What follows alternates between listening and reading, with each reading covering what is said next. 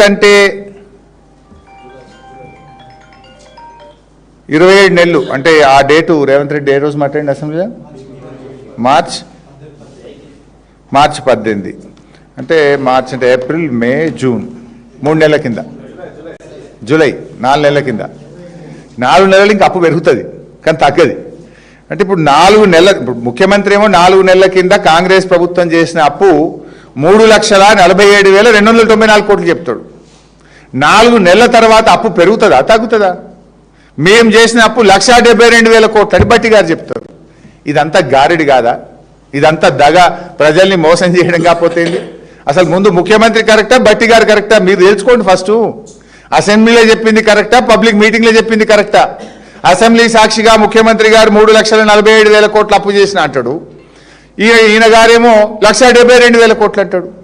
నిజంగా 3,47,000 కోట్లు 4 నెలల కింద. ఈ 4 నెలల అప్పు తీస్తే అది 4.5 లక్షలు దాటుతుంది. 31 నెలల్లో కాంగ్రెస్ ప్రభుత్వం చేసిన అప్పు 4.5 లక్షలు దాటింది. 10 ఏళ్లలో బీఆర్ఎస్ చేసింది 417 as per white paper, as per CAG 4,10,000. కానీ మీ అప్పు ముఖ్యమంత్రి ప్రకారం 347 4 నెలల కింద, 4 నెలలు కలిపితే 4.5 అవుతుంది మీది. 4,50,000 కోట్లు దాటింది మీ అప్పు. బట్టిగా నువ్వు కరెక్టా, మీ ముఖ్యమంత్రి గారు చెప్పింది కరెక్టా? అసెంబ్లీలో చెప్పింది కరెక్టా, బయట రోడ్ల మీరు చెప్పింది కరెక్టా? ఎందుకు ఈ అంకెల గారెడి? ఎందుకు ఈ ప్రజలతో మీరు ఈ తమాషాలు చేస్తూ ఉన్నారు? అంటే ఇప్పుడు ఎంత మారింది ముఖ్యమంత్రి గారికి? ఈయనకు దాదాపు 1,50,000 కోట్లు తక్కువ చేసేసిండు. అంటే మేము చేసిన అప్పులేమో పెంచి పెంచి చూపిస్తారు, వాళ్ళ అప్పులేమో తగ్గించి తగ్గించి చూపించుకుంటున్నారు. దొరికిపోయింది కదా ఇప్పుడు ఇంత స్పష్టంగా. అసలు ఇంకా వీళ్ళ సంగతి చాలా చెప్పేది ఉన్నది. అసలు సిగ్గుపడుతుంది. ఈ దేశంలో ఎక్కడ లేదు. లంచాలు ఇచ్చి అప్పులు తెస్తారు వీళ్ళు. బ్రోకర్లను పెట్టి కమిషన్లు ఇచ్చి లంచాలు ఇచ్చి ఎఫ్ఆర్బిఎం బయట అప్పులు కనబడకుండా దానికి బాండ్స్ అని అందమైన ముసుగు పెట్టి అప్పులు తెస్తున్నారు. ఇప్పటికి 30,000 కోట్లు తెచ్చిండ్రు. 30,000 కోట్లకు 510 కోట్ల లంచం ఇచ్చిండ్రు. సిగ్గుపడాలి. లంచం ఇచ్చేవాడిని అప్పులు తెస్తాడా రాష్ట్రానికి?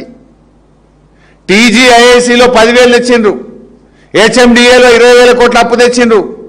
30,000 కోట్లకు ఇప్పటికే 500 కోట్ల కమిషన్ లంచం ఇచ్చిండ్రు. అప్పు ఇప్పించినందుకు బ్రోకర్ ఉంటాడు కదా నడిమిట్లా, అప్పిప్పించిన బ్రోకర్కు వీళ్ళు ఇచ్చిన ఫీజు లంచం 510 కోట్లు. కమిషన్లు ఇచ్చి బ్రోకర్లకు లంచం ఇచ్చి అప్పులు తెస్తున్నారు ఈ తెలంగాణకు. మీరు చరిత్రలో ఎక్కడన్నా ఉందా? ఈ దేశంలో ఏ రాష్ట్రమన్నా చేస్తుందా? ఎప్పుడన్నా తెలంగాణ రాష్ట్ర చరిత్రలో లంచాలు ఇచ్చి బ్రోకర్లను పెట్టి బ్రోకర్ కమిషన్లు ఇచ్చి అప్పులు తెచ్చిన రాష్ట్రం ఉందా? సిగ్గుతో తలదించుకోవాలి రేవంత్ రెడ్డి గారు. ఇంకా మాట్లాడతారు మీ ముఖానికి. 30 తెచ్చిండ్రు, ఇంకా 70 తెస్తారట. దానికి కూడా రెడీ చేసిండ్రు. త్వరలో అన్ని ఆధారాలు డాక్యుమెంట్లతో సహా బయట పెట్టని ఉత్తగా మాట్లాడతలేదు. ఇగో ఇది అసెంబ్లీలో నా క్వశ్చన్. బ్రోకర్ని పెట్టిండ్రా, లంచం ఇచ్చిండ్రా, ఎంత ఎంత ఎంత లంచం ఇచ్చిండ్రు అని అడిగిన. ప్రభుత్వ సమాధానం, merchant bankers by the name trust investment advisors private limited అనే బ్రోకర్కు 1,69,83,97,978 రూపాయలు లంచం ఇచ్చినాము, బ్రోకర్ ఫీజు ఇచ్చినామని అసెంబ్లీలో ప్రభుత్వం ఇచ్చిన సమాధానం.